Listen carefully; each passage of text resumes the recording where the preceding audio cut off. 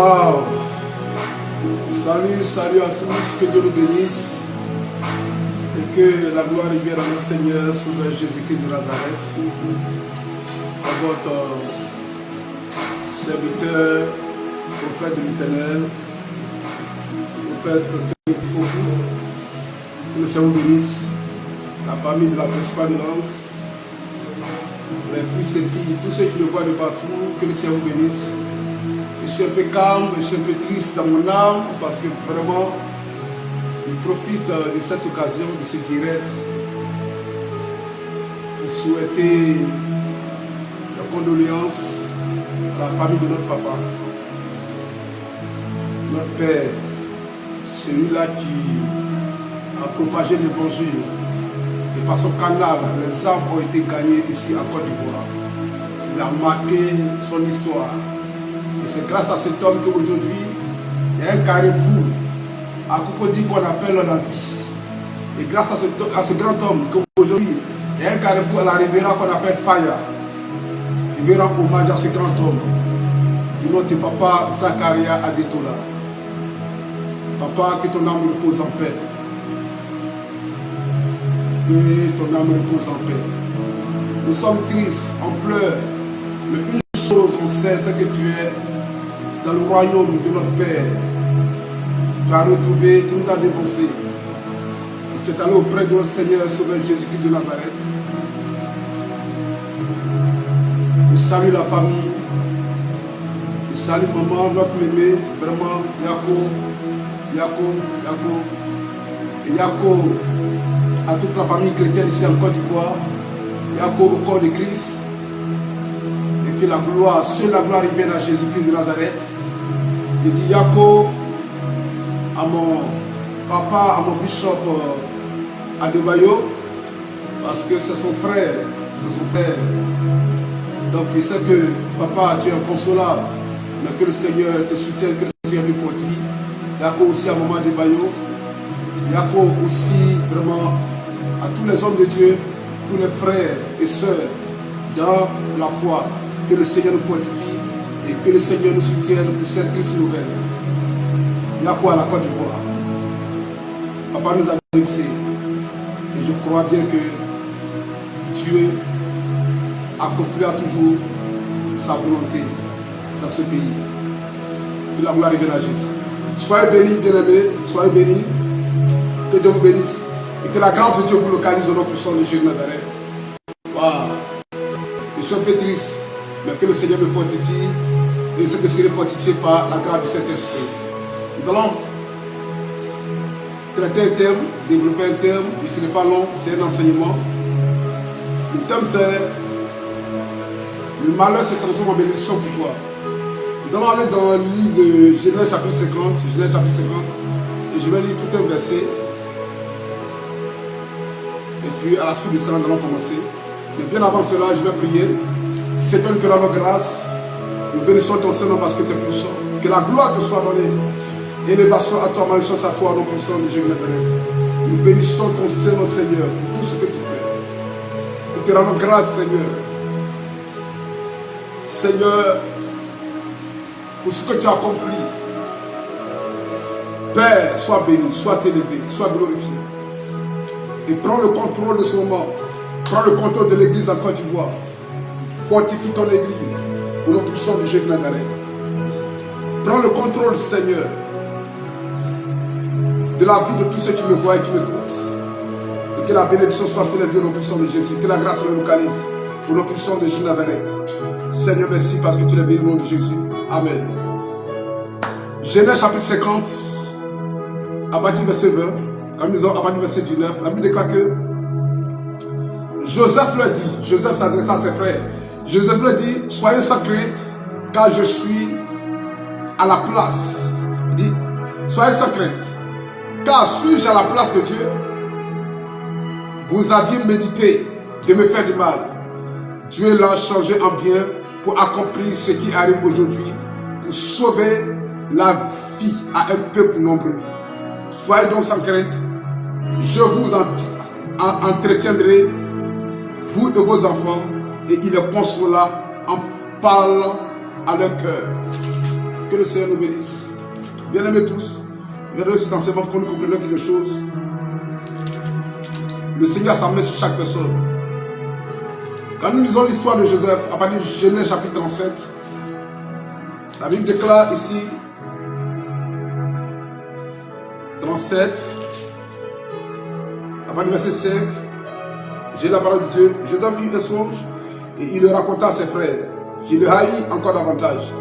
Il leur dit, écoutez donc ce songe que j'ai eu. Nous étions alliés des gerbes au milieu des champs, et voici ma gerbe se leva et se tient debout, et vos gerbes l'entouraient et se prosternaient devant elle. Ses frères lui disent, est-ce que tu régneras sur nous? Est-ce que tu nous gouverneras? Et il le haïra encore davantage à cause de ses songes et à cause de ses paroles. Donc écoutez ceci. Et quand nous lisons l'histoire, nous allons comprendre par là que la Bible déclare que lorsque Joseph était d'abord le plus aimé parmi ses frères, il était aimé par son père. Et en plus de cela, Dieu se révéla à Joseph dans un songe. Et Dieu révèle la destinée de Joseph à Joseph. Et Joseph raconta ce songe à ses frères.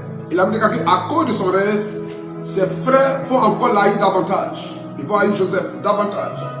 Ils vont haïr Joseph davantage. Mais quelque chose de bizarre. Et quand nous lisons l'histoire, la Bible dit que Joseph, son père l'a envoyé avec ses frères pour qu'ils partent leur donner de la provision. Et lorsqu'ils ont vu Joseph de loin venir, plus que son père l'aimait, son père lui avait fait un habit multicolore qui le distinguait de ses frères, qui mettait un peu la différence. Et la Bible déclare que de loin, lorsqu'ils ont vu Joseph venir, eux sont dit, voici le faiseur de songe. Chez lui, tu vas devenir roi sur nous. Et Joseph va arriver vers eux. Ils vont saisir Joseph, ils vont frapper Joseph, le persécuter, le jeter dans un trou. Et après cela, la Bible dit, ils vont vendre Joseph. Joseph a été vendu aux Ismaélites comme un esclave. Et en retour, ses frères ont pris le vêtement de Joseph, écoutez-moi, de Joseph, qu'ils ont plongé dans le sang d'un animal. Et ça lui montrer à son père pour dire que ton fils est décédé.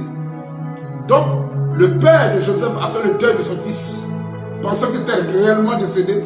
Or, Joseph n'était pas décédé, mais son frère l'a vendu aux Ismaélites.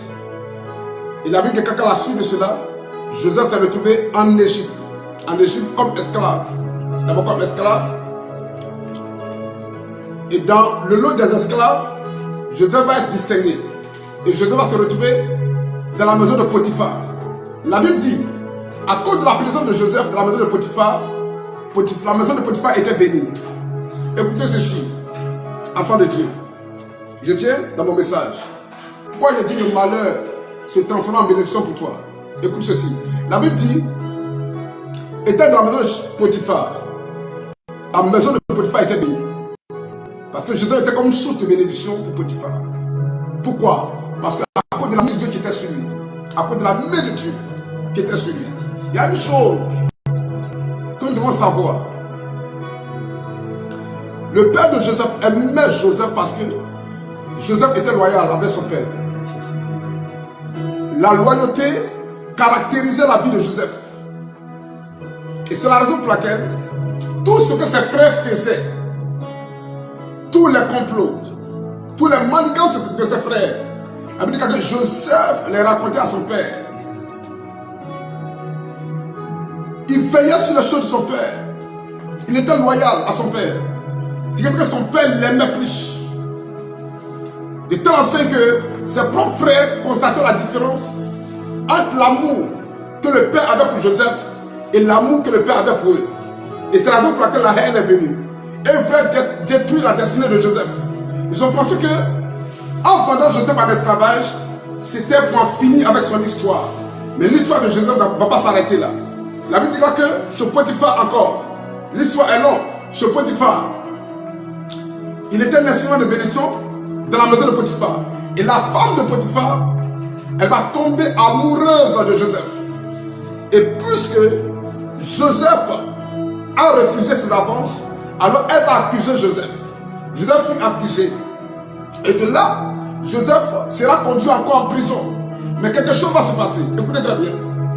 Étant en prison, puisque la prophétie devait se réaliser, puisque cette parole, la promesse de Dieu qui était liée à la destinée de Joseph, devait se réaliser. Alors quelque chose va se passer. Joseph est en prison, quelque chose va arriver à Pharaon. Pharaon, dans son rêve, il voit Dieu lui fait la grâce de recevoir ou bien d'avoir deux songes différents. Et dans son songe, il voit 7 années de vaches maigres. D'abord 7 années de vaches gras et 7 années de vaches maigres. Et la Bible déclare que les vaches maigres de son songe sont venues dévorer les vaches grasses. Et la Bible déclare, Pharaon réunit tous ses magiciens pour qu'il explique, donne l'interprétation du songe. Il n'arrive pas. Dieu a voilé l'intelligence. Dieu a voilé l'esprit de divination a été voilé. Et la Bible déclare que pendant que Joseph était dans la prison, Joseph interpréta deux sons de deux personnes différentes. Et il y a un qui fut élevé, et il y a un selon que Joseph a donné l'explication, il a été tué. Et 2 ans plus tard, lorsqu'il a été élevé, il oublia Joseph. Maintenant, Dieu crée une situation où les magiciens ne pouvaient pas expliquer. Alors cet homme se rappela et s'approcha de Pharaon. Il dit à Pharaon, quand nous étions encore en prison, il y avait un juif qui était parmi nous, qui était aussi prisonnier. Donc on était 2. Et on a eu tous 2 un songe. Et ce jeune frère juif, c'est lui qui a interprété nos songes. Il a l'intelligence du Dieu vivant. La Bible dit que ce même jour, Pharaon a demandé à rencontrer Joseph. Alors de la prison, il est écrit dans la Bible qu'on rasa les cheveux de Joseph, on changeait son vêtement. Et ce jour-là, Joseph entre dans le palais de Pharaon pour aller écouter Pharaon et expliquer ses songes. Il y a une chose. Il y a un malheur qui arrive sur la terre. En son temps, ce malheur c'était la famine. Et la famine, ce n'est pas seulement en Égypte, mais c'était partout dans le monde entier. Et cette famine-là, Dieu va l'utiliser pour Joseph. Cette famine qui est comme un malheur, Dieu va utiliser cette situation pour révéler Joseph. C'est la raison pour laquelle je dis, dans le terme, le malheur se transforme en bénédiction pour toi. Enfant de Dieu, dans cette crise, enfant de Dieu, dans ce que tout le monde est en train de traverser, cette situation, cette crise que le monde est en train de traverser, moi, s'il y a un conseil à te donner, c'est de t'accrocher davantage à Dieu. C'est de t'accrocher davantage à l'Éternel. Ce n'est pas l'occasion pour toi d'abandonner. Ce n'est pas l'occasion pour toi, oui, de laisser la main de Dieu. Non, mais c'est de t'accrocher à l'Éternel. Accroche-toi, parce que Dieu est réel, Dieu est vivant. Écoute-moi très bien. Ce qui a fait la force, ce qui a fait la force de Joseph, c'est que Joseph croyait en son Dieu. La première des choses dans cette crise que je demande aux enfants de la principale de l'âme, aux enfants de Dieu, la première des choses que nous devons garder, c'est notre foi. Que ta foi ne bascule pas. Non, que ta foi ne bascule pas. Que ta foi ne bascule pas, enfant de Dieu. Que ta foi ne bascule pas. Alléluia. Je vais sur la foi.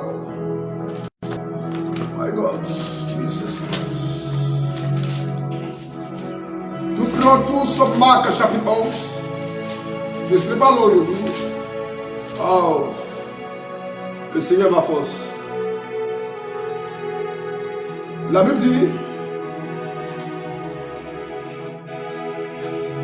je vous le dis en vérité, Marc chapitre 11, verset 23, il dit, je vous le dis en vérité, si quelqu'un dit à cette montagne, ôte-toi de là, et jette-toi dans la mer, et s'il ne doute point en son cœur, mais croit que ce qu'il dit arrive, il le verra s'accomplir. C'est pourquoi je vous le dis, tout ce que vous demanderez en priant, croyez que vous l'avez reçu, et vous le verrez s'accomplir. Alléluia.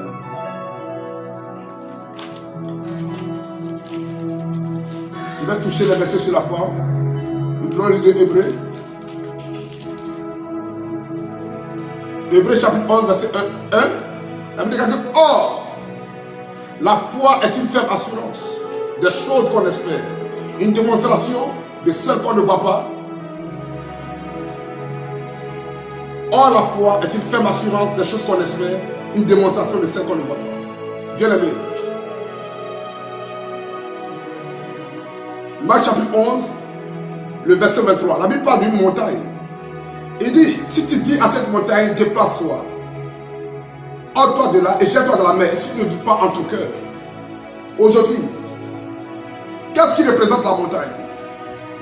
La crise, la situation que nous traversons représente une grande montagne devant nous.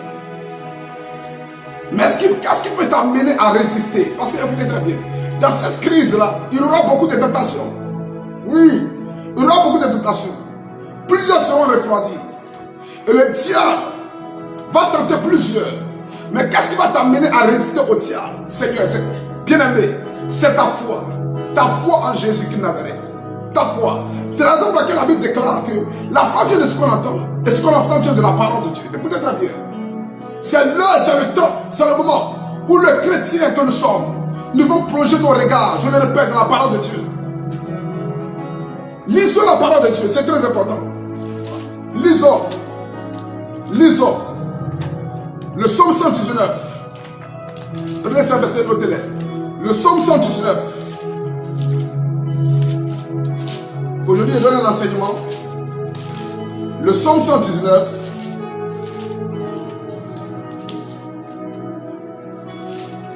Le psaume 119, le verset 11. Le psalmiste dit, c'est David qui parle. Je sais ta parole dans mon cœur afin de ne pas pécher contre toi. La parole de Dieu. La foi vient de ce qu'on entend. Et ce qu'on entend vient de la parole de Dieu. Le 79, verset 11 dit, je sais ta parole dans mon cœur afin de ne pas pécher contre toi. Wow.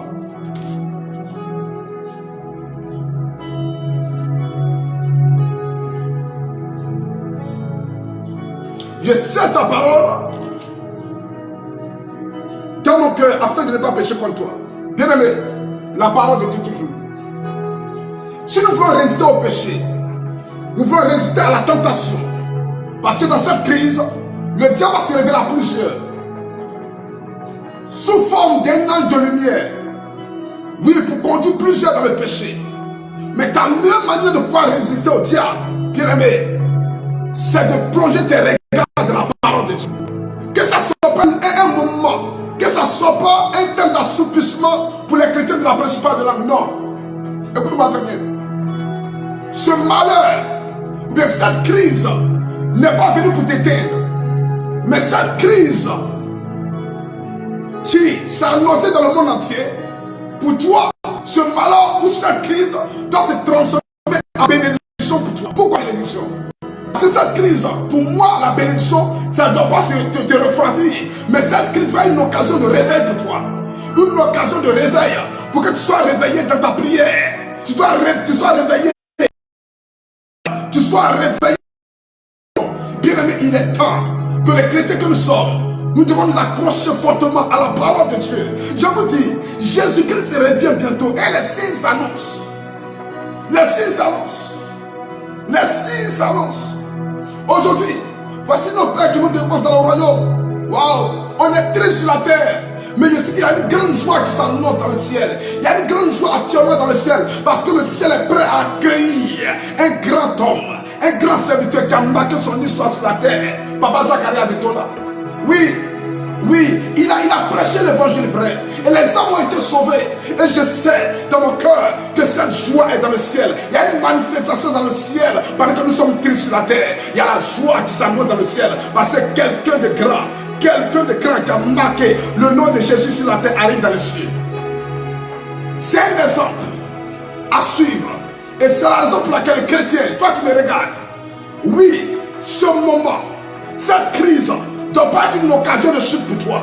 Parce que écoute-moi très bien, Dieu peut se saisir de cette crise pour changer ton histoire. Dieu peut se saisir de cette crise pour transformer ton histoire. Ce que tu vois comme malheur, Dieu peut le changer en bénédiction pour toi. Tout dépend de toi. Tout dépend de ta relation avec le Seigneur. Alors écoute-moi très bien. Ce n'est pas le moment de relâcher. N'abandonne pas. Mais saisis la parole de Dieu. Il dit, je sais ta parole dans mon cœur afin de ne pas pécher contre toi. Ce n'est pas le moment que les chrétiens que nous sommes, nous devons nous détourner de la parole de Dieu et péchons contre Dieu. Non. Non. Non. Ce n'est pas le moment. C'est pas le moment, bien aimé. C'est pas le moment pour toi d'abandonner. Oui, oui, c'est vrai, on se pose la question. Mais où allons-nous avec cette situation? Où allons-nous avec cette histoire? Mais écoute-moi très bien. Oui, J'ai une bonne parole pour toi. J'ai une bonne parole pour toi. La famine sur l'Égypte a été une opportunité, oui, pour Joseph pour être révélé. Écoute-moi très bien, cette crise est arrivée pour que quelqu'un soit révélé. Ce que tu vois comme malheur, c'est arrivé pour que tu sois révélé, pour que ton histoire soit écrite. Mais écoute-moi, ne quitte pas le tapis, reste sur le chemin, continue, parce qu'il y a de l'espoir, continue, parce qu'on ne sait jamais. Dieu a un plan pour toi. Oui, écoute-moi très bien. Dieu a un plan pour toi. Comme je l'ai toujours annoncé, 2020, ce n'est pas une année de malheur. C'est vrai, ça a commencé difficilement. Mais écoute-moi, il y a une année de Dieu qui doit être révélée. Qui sait, peut-être tu as fait partie de cette année. C'est pour la raison pour laquelle je prie. Et je te demande de te tenir toujours debout, de lever toujours la tête et d'attraper toujours le pan de la robe de Jésus. Et de continuer le chemin, de continuer le voyage avec Jésus-Christ de Nazareth.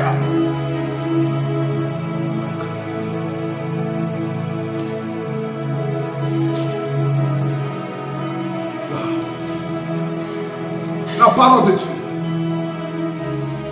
La parole de Dieu. J'ai parlé de la foi. Et pour entretenir cette foi, il faut méditer la parole. Oui, la foi s'entretient. La foi. C'est pourquoi Jésus a dit, si vous avez de la foi comme un grain de sénévé, vous allez dire à cette montagne, déplace-toi de là et jette-toi dans la mer, et la montagne va vous obéir. La foi vient dans notre corps comme un grain, comme une crème. Mais elle s'entretient. La foi s'entretient avec la parole de Dieu. Oui, avec l'écriture, avec la parole de Dieu. C'est très important. C'est la parole de Dieu en nous qui fait grandir la dimension de notre foi. Parce qu'un chrétien qui ne met pas la parole de Dieu, un chrétien qui ne peut pas se regarder la parole de Dieu, c'est un chrétien qui peut mourir facilement. Waouh! Parce que c'est au travers de la parole de Dieu que nous pouvons résister au diable et résister à ses ruses. Que Dieu nous fortifie davantage. Parle de la persévérance. Troisième point, la persévérance. La persévérance. Waouh! Écoutez-moi très bien. Joseph n'a pas abandonné. Joseph a persévéré dans sa relation avec le Seigneur. Parce qu'il connaissait sa relation avec Dieu. Qu'est-ce que la femme de Potiphar n'a pas proposé à Joseph? Mais Joseph a refusé la demande de la femme de Potiphar. Il a refusé. Il savait, il était au courant des conséquences après le refus. Mais il a préféré accepter ces conséquences, qui était la prison. Qui était la prison. Qui était la prison. Mais une chose que tu dois savoir, Dieu n'abandonne jamais. Dieu n'abandonne jamais. Quel que soit ce qui va t'arriver, le Seigneur va l'utiliser, oui, pour grandir son nom. Dieu va l'utiliser pour élever son nom. C'est la raison pour laquelle, lorsque les compagnons de Daniel ont refusé de se prosterner devant la statue, la Bible déclare que, oui, la nouvelle est montée jusqu'à l'oreille du roi. Alors ils ont demandé de les punir.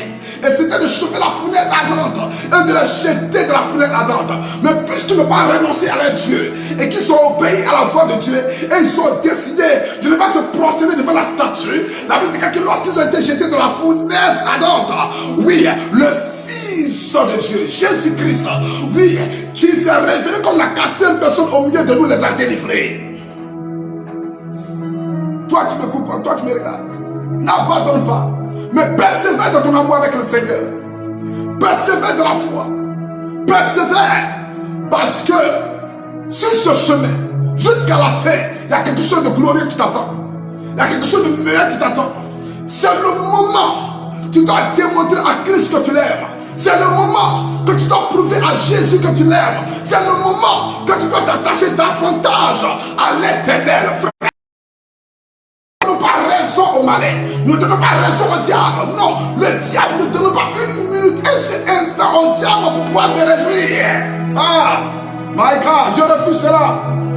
C'est pourquoi, chrétien que nous sommes, nous devons nous réveiller. Réveille-toi, toi qui dors. C'est ce que dit la Bible. Réveille-toi, toi qui dors. Que ça ne soit pas une occasion de sommeil pour toi. Oui, c'est temps de confinement. Que ça ne soit pas une occasion de sommeil pour toi. Oui, Dieu va quelque part avec toi. Oui, Dieu va avec toi. Écoutez-moi, je peux pas le dire. David connaissait son Dieu. David connaissait sa relation avec son Dieu. Et c'est la raison pour laquelle il dit, même quand je marche dans la vallée de l'ombre de la mort, je ne crains aucun mal, car je sais que tu es avec moi. Ta houlette et ton bâton me rassurent. Waouh! Oui, ce verset me plaît beaucoup. Il connaît bien sa relation avec Dieu. Aujourd'hui, nous sommes dans la vallée de l'ombre de la mort. Mais écoute-moi, qu'est-ce qui peut nous rassurer? La houlette et ton bâton. La houlette, oui, c'est pour cadrer, c'est pour quitter, my God, les troupeaux, les brebis. La houlette, c'est le Saint-Esprit. Et le bâton, la parole de Dieu. Frère, dans ce temps de confinement, c'est maintenant, tu dois développer ta communion, excuse-moi, ta communion et ta relation fraternelle avec le Saint-Esprit. C'est le temps où les chrétiens, chaque matin, chaque nuit, maintenant qu'on fait à 21h, chaque nuit, avant de dormir, plonger tes regards venant de la parole de Dieu. Il faut qu'à la sortie de ce moment, à la sortie de cette crise, la main de l'Éternel se révèle. Oui, la main de Dieu que tu en fais partie. Tu es un soldat de l'Éternel. Tu es un guerrier de l'Évangile. Oui, tu dois baisser les bras, frère. Tu dois baisser les bras, frère. Parce que cette crise-là doit se transformer en bénédiction pour toi. Ce malheur que tu vois doit te révéler. Doit te révéler. En tant que chrétien, ça doit te révéler. En tant que chrétien, quand je parle à quelqu'un, c'est pas une occasion pour toi de dormir. Réveille-toi, réveille-toi et réveille-toi. Réveille-toi. La persévérance. J'ai parlé de la foi. La parole de Dieu pour entretenir la foi. Troisième, persévère. La persévérance. La persévérance. Ah.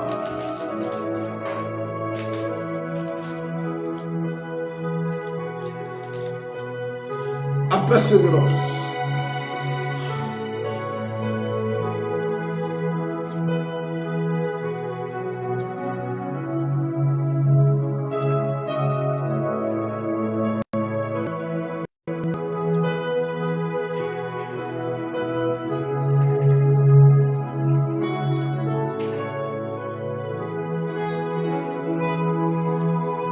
Josué chapitre 1, à partir du verset 7.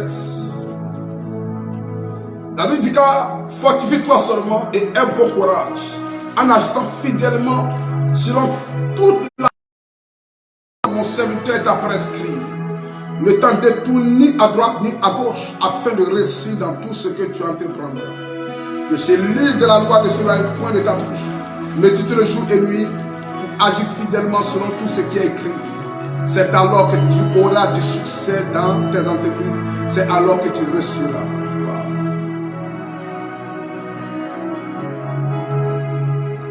Alléluia. Il dit, ne t'ai-je pas donné cet ordre?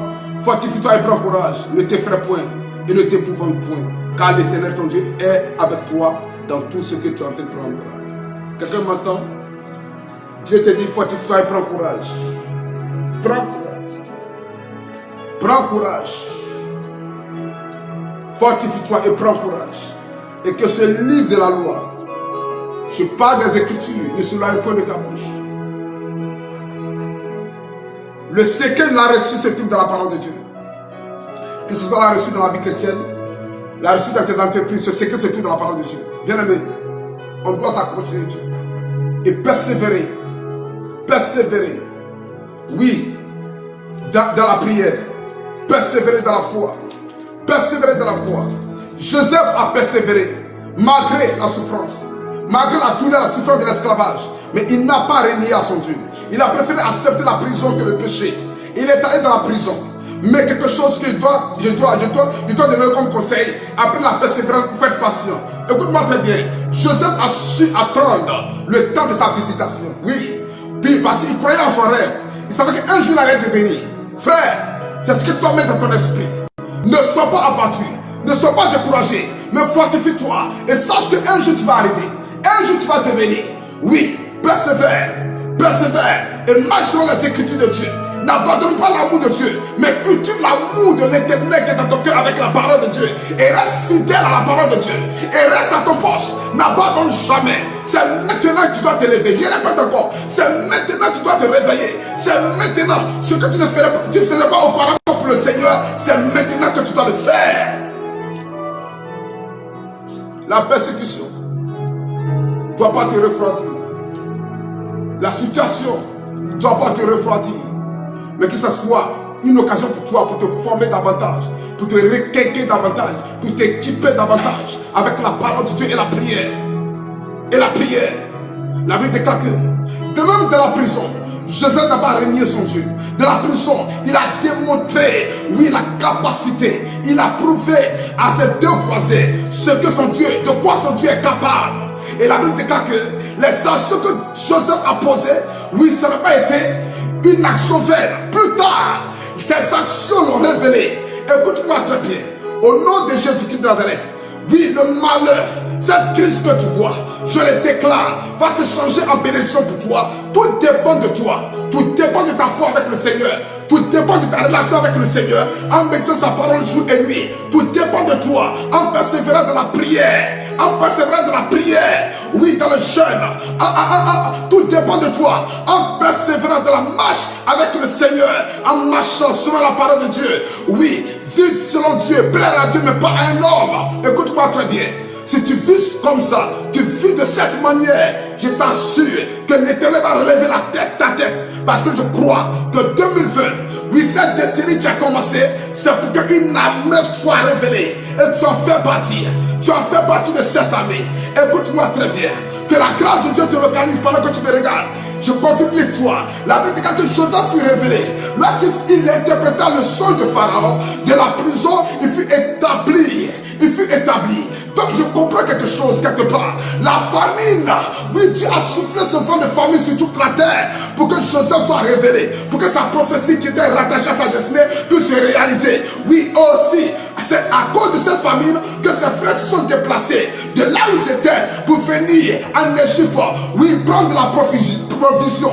Et c'est dans ce cadre qu'ils ont rencontré encore à nouveau Joseph. Mais cette fois-ci, ils ont vu Joseph changer de position. Je parle à quelqu'un. Après cette crise, quelqu'un changera de position au nom de Jésus. Après cette crise, quelqu'un changera de position. Ton histoire changera. Je parle à quelqu'un. Cette crise n'est pas venue pour te tuer. Cette crise n'est pas venue pour te rabaisser. Cette crise n'est pas venue pour t'humilier. Mais la main de Dieu est avec toi. Cette crise est venue. Oui, c'est vrai qu'on entend ici le taux de mortalité, taux de contamination, taux de maladie. Mais pour toi, elle n'est pas venue pour te rabaisser. Elle n'est pas venue pour te tuer. Mais la main de Dieu, oui, te saisira dans ce vent de la mort, dans cette tempête de la mort. Dieu va te révéler. Ton étoile va briller. Je parle à quelqu'un. Ton étoile brillera au nom puissant de Jésus-Christ de Nazareth. Oh my God. Que cette crise ne soit pas une occasion de chute pour toi. Non.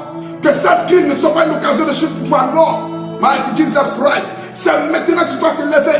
Tu dois te tenir debout. Oui, dis, oui Seigneur, je t'aime. Seigneur, je suis avec toi. Seigneur, oui, je suis prêt. Oui, à annoncer ta parole. Je suis prêt à gagner les âmes pour toi. Je suis prêt à propager, oui, ta parole, annoncer la parole de l'évangile. Oui, Seigneur, je suis prêt dans ma chambre à prier, oui, pour la nation, à prier pour les serviteurs de Dieu, à prier pour l'église en Côte d'Ivoire, à prier pour le salut des âmes. C'est maintenant que quelqu'un doit se réveiller dans sa chambre, prier pour son église, prier pour ses pères spirituels, oui, prier pour ses pères spirituels, prier pour l'église sur tout le territoire, tout le monde entier, prier pour les chrétiens, oui, c'est maintenant, c'est maintenant, c'est maintenant. Quelqu'un doit se réveiller, doit démontrer son amour avec le Seigneur. C'est pas le moment, oui, déloyal, non, mais il faut rester toujours loyal en ton Dieu, en servant Dieu auprès de ton Père spirituel, oui. C'est pas le moment, oui, en tant qu'enfant de Dieu, de te rebeller contre ton Père spirituel, de te rebeller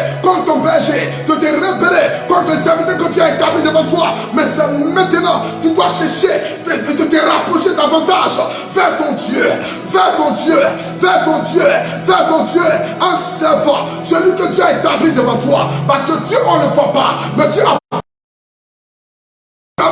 de ses serviteurs, ils soient vus. Enfant de Dieu, toi tu m'écoutes. C'est pas le moment d'être rebelle, mais c'est le moment de s'approcher de Dieu. Oui, parce que cette crise, cette situation, ce malheur n'est pas venu pour te déstabiliser. Non, n'est pas venu pour te tuer. Non, n'est pas venu pour te rabaisser. Mais sache une chose, oui, cette crise pour les enfants de Dieu, c'est pour te révéler. Toi, enfant de Dieu, toi, soldat de Dieu, toi, guerrier et guerrière de Dieu, cette crise est venue pour te révéler, est venu pour te révéler. Pendant que j'essaie de parler, je prophétise au nom puissant de Jésus que l'étoile de quelqu'un va briller dans cette temps-ci. Au nom puissant de Jésus-Christ de Nazareth, je parle à quelqu'un, écoute-moi très bien. C'est ton temps, c'est ton temps, c'est ton heure. Ne baisse pas les bras, réveille-toi, réveille-toi. Non, oui, Dieu travaille, Dieu est réel, Dieu est vivant et Dieu existe. C'est le temps pour toi de te réveiller. C'est le temps pour toi de te réveiller spirituellement, même physiquement. Oui, ne baisse pas les bras. Et Seigneur, ne te laisse pas emporter par le vent de la peur. Non, écoute-moi très bien. L'Éternel est avec toi. L'Éternel te protège. L'Éternel te garde. Approche-toi davantage à l'Éternel. Rapproche-toi davantage à Dieu. Développe une communion fraternelle avec le Saint-Esprit. Que l'Esprit de Dieu, le Saint-Esprit soit ton ami. Le Saint-Esprit soit ton ami. C'est maintenant, dans ce temps de confinement, la voix doit s'élever là-haut pour adorer Jésus, pour célébrer Jésus, pour louer Jésus, pour rendre grâce à Dieu. Oui, il est Dieu, il est Seigneur, il est le véritable. Dieu est sur le point de changer le mal en bénédiction. Dieu est sur le point de transformer le mal en bénédiction pour quelqu'un qui m'écoute. Écoute-moi très bien. Ne te décourage pas. Ne fléchis pas. Mais écoute-moi. Lève-toi. Lève la voix. Crie à ton Dieu. Dis, je suis prêt, Seigneur. Jésus, je suis prêt, Seigneur. Je suis prêt pour toi. Je suis prêt pour ton œuvre. Je suis prêt pour que ton royaume avance. Je suis prêt pour que ton royaume avance. My God. Ah.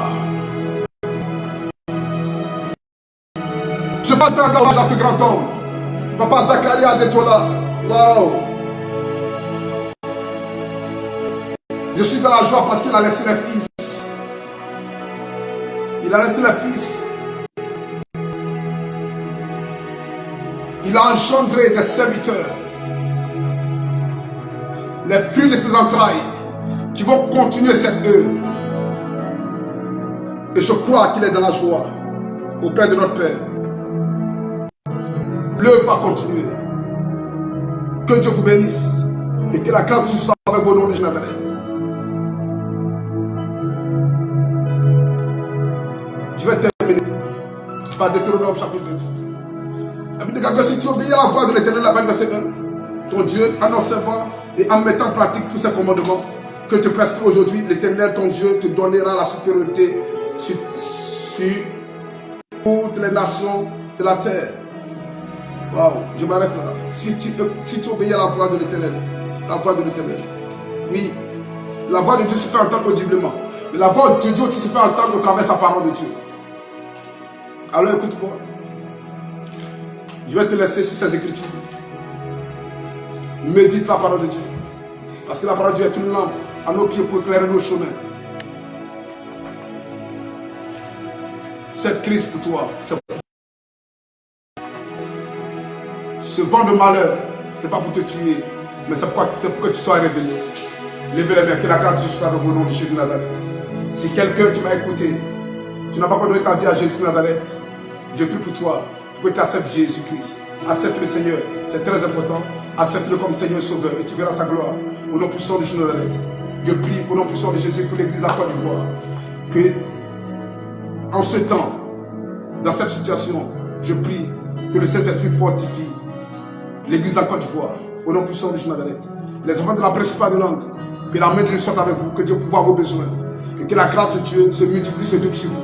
Soyez comblés de toutes sortes de bénédictions, soyez comblés de toutes sortes de grâces, au nom puissant de Jésus de Nazareth. Que la faveur de Dieu vous localise. Là où vous me voyez, je prophétise par la puissance du Saint-Esprit, que la main de Dieu soit avec vous, au nom de Jésus de Nazareth. Que la grâce de Dieu vous localise. Que la bénédiction de Dieu soit avec vous, au nom puissant de Jésus.